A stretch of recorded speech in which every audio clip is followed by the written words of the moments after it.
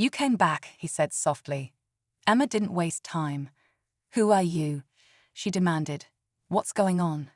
That man in the suit, what does he know about you?" The homeless man sighed, as if the weight of his past had finally caught up to him. "You wouldn't believe me if I told you," he said, "but I have no choice now." He looked around, ensuring no one else was nearby, then spoke in a hushed tone. "I was once a powerful man, someone in a position to change things, to help people. But I crossed the wrong people. They made me disappear, erased everything about me, turned me into this." He motioned to his ragged clothes. "They wanted to silence me, so they gave me nothing but this life. I've been living in hiding, waiting for the right moment to make things right. And you've been caught in the middle of it." Emma's head spun. It was all too much. She wanted to believe him, but the pieces didn't fit. "That man in the suit," he continued, "he's one of them. They're watching, waiting. And now that you know, they'll come for you too." Just as Emma opened her mouth to respond, the sound of footsteps approached from behind. Before she could react, the man in the suit stepped into view again, a sinister smile creeping across his face. "You should have stayed out of this, Emma," he said, his voice cold. "Now, you'll never be able to walk away." In a flash, the homeless man stepped forward, pushing Emma aside and standing between her and the stranger.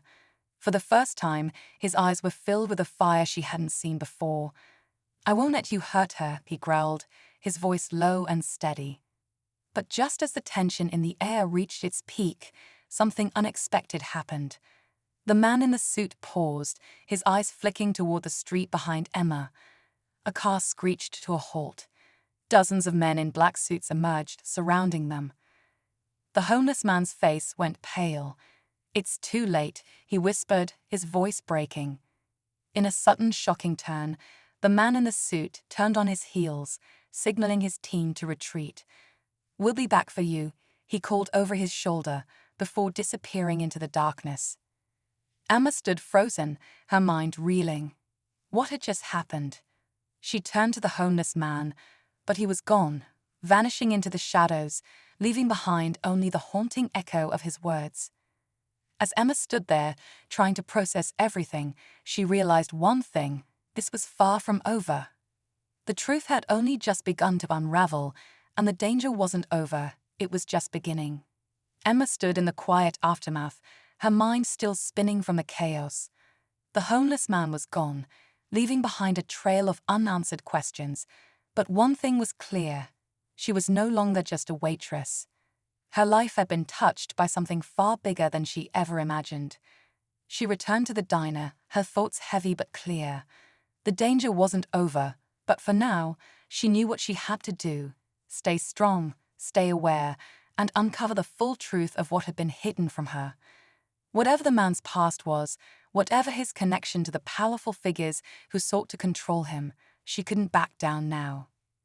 The world wasn't always what it seemed, and Emma, having stepped into a new world of secrets and intrigue, was determined to find the truth. The man may have disappeared, but his story was far from over. Daniel swallowed hard. His night had just gone from bad to worse. Daniels forced a laugh, but it came out shaky. "Just a misunderstanding," he said quickly. "No need for backup." Ruiz didn't move. His gaze flicked to Tamara, then back to Daniels. Something wasn't adding up, and he could feel it. "Captain," he asked carefully, "is everything all right?" Tamara didn't answer right away. She studied Daniels, watching the sweat bead on his forehead. He was crumbling, his confidence unraveling with every second. Then she took a slow breath and reached into her glove compartment. Daniels tensed, but instead of a weapon, she pulled out a small recording device. The red light was still blinking. Daniel's face turned ghost white. "I knew something was off," Tamara said, holding up the recorder. "So I made sure to document everything." Ruiz took a step closer. "What exactly did you document?" Tamara pressed play. Daniel's own voice filled the air, his threats, his fabricated reason for the stop, even the moment he considered planting evidence. Ruiz's expression darkened. Daniels, you're done.